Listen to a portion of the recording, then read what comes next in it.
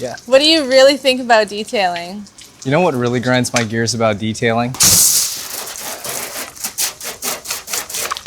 So what really grinds my gears about detailing is just the other day, even today, I did a one-step polish. I hate one-step polishes. I just don't think, going forward after today, I don't think I'm going to be doing one-step polishes anymore. They don't make sense.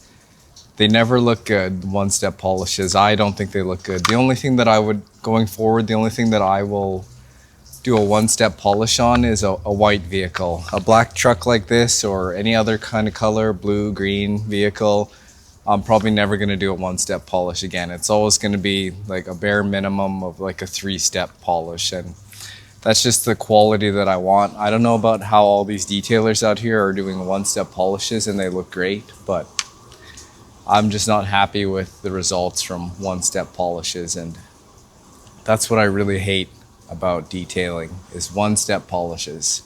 It's got to be at least a 2-step or even a 3-step better. That's the kind of quality that I like to put out.